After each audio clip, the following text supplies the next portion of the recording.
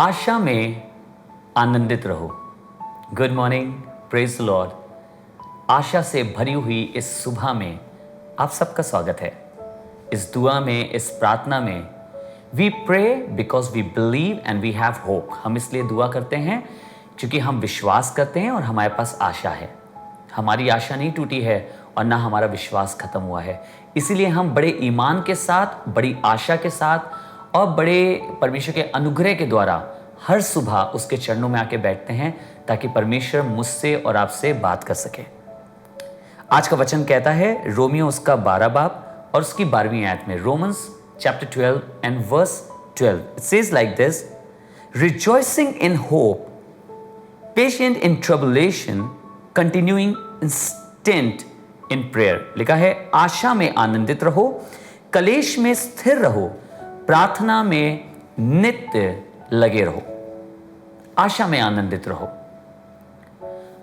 क्यों इतना इंपॉर्टेंट है हमारे और आपके लिए कि हम अपनी आशा में आनंदित रहें? आशा करती क्या है? जस्ट एक बात सोच के देखिए, just think about it. What does the hope do? जो आशा है, जो होप है, वो कंटिन्यूअसली मुझे और आपको आगे प्रोग्रेस करने में मदद करता है।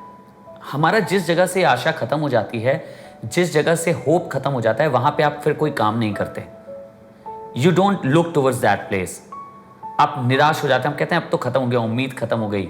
जैसे आपको याद होगा कि मार्था कहने लगी कि अब तो मेरे भाई को मरे हुए काफी दिन हो गए हैं, अब तो उसमें से बदबू आती होगी। आशा खत्म हो गई थी, कुछ चलते रहने की सामत नहीं थी, उम्मीद नहीं थी, अब रिजॉइस करने की कोई सामत नहीं है। पर आपको मालूम है आशा करती क्या है?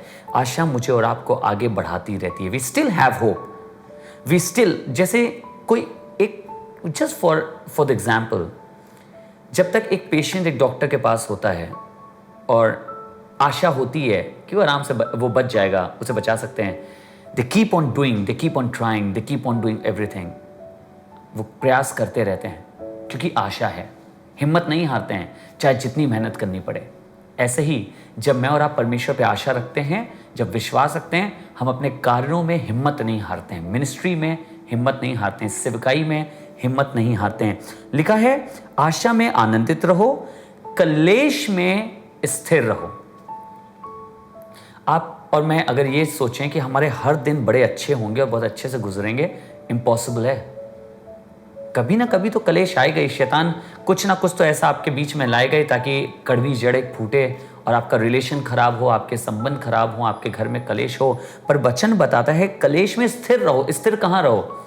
ये नहीं कि कलेश में स्थिर रहो, लड़ते रहो, लड़ाई करते रहो, नहीं। कलेश के समय में भी स्थिर रहो परमेश्वर में, आशा में स्थिर रहो, उम्मीद में स्थिर रहो। और आगे लिखा है प्रार्थना में नित्य लगे रहो। प्रार्थना में नित्य लगे रहो।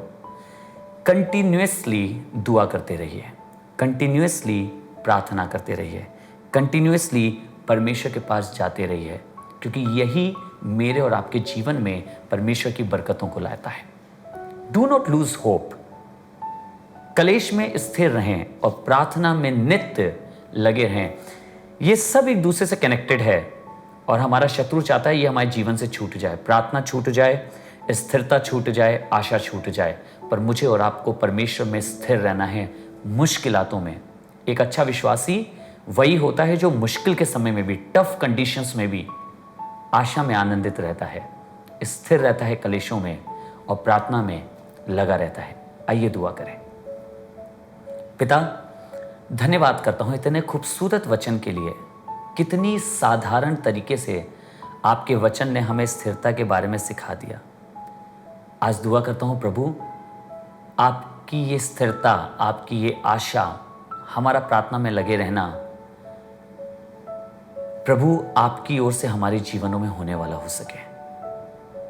हमें मजबूत बना ईमान में। Lord make us strong in faith.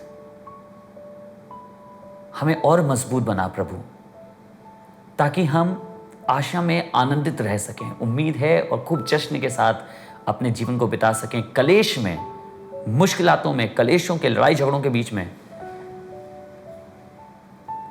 स्थिर रह सकें।